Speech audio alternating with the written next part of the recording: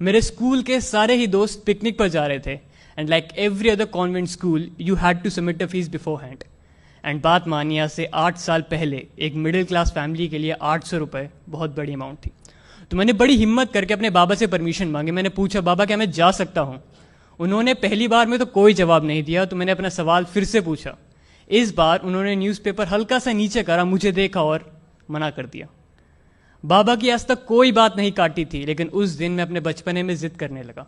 मैंने कहा, बाबा जाने दो ना, सब जा रहे हैं। उन्होंने गुस्से में कहा, मना कर दिया ना एक बार, समझ में नहीं आता।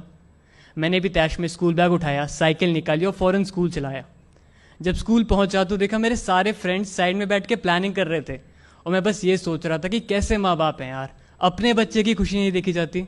गुस्से में न जाने क्या क्या नाप शनाप बोल रहा था। खैर, वापस आने का रास्ता जो महज 15 मिनट का था, उस रोज़ 1 घंटे में तय करा था। जब घर पहुंचा तो माँ ने पूछा, आज लेट कैसे हो गया? मैंने उन्हें कोई जवाब नहीं दिया। वो समझ गई थी कि मैं नाराज़ हूँ। उन्होंने मुझे समझाया भी, लेकिन मैं अपने बचपने में किसी की सुन कह रहा था। शाम को बाबा घर आए। उन्होंने बड़े प्यार से मुझे अपने पास बुलाया और समझाया कि बेटा फाइनेंशियल हालत सही नहीं है, समझो, अगली बार चले जाना। लेकिन मैं अपने बचपने में और गुस्से में न जाने क्या क्या अनाप शनाप बकने लगा। शायद इतना कि उनका हाथ उठ गया था मुझ पे।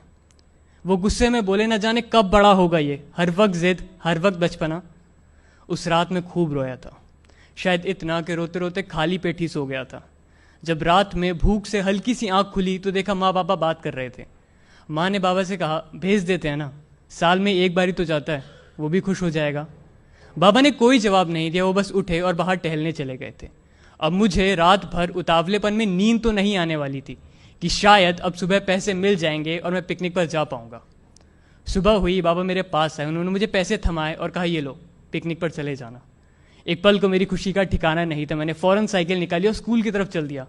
घर से थोड़ा दूर पहुंचा था कि याद आया, जो तावलेपन में लंच तो घर भूल गया है। वापस घर आया तो देखा माँ बाबा फिर से बात कर रहे थे। माँ ने बाबा से पूछा, पैसे कहाँ से आए? बाबा ने कोई जवाब नहीं दिया। माँ ने फ़ौरन बाबा की सूनी कलाई देखी और कहा, घड़ी बेच दी क्या? बाबा ने कहा, क्या फालतू की बातें कर रही हो, ऑफिस के लिए लेट हो रहा है, खाना बांध दो। मैं अभी भी दरवाजे पर सुन्न खड़ा था, आंखों में आंसू लिए बस यही सोच रहा था कि सही में बाबा ने मेरी खुशी के लिए दादाजी की आखिरी निशानी भी बेच दी।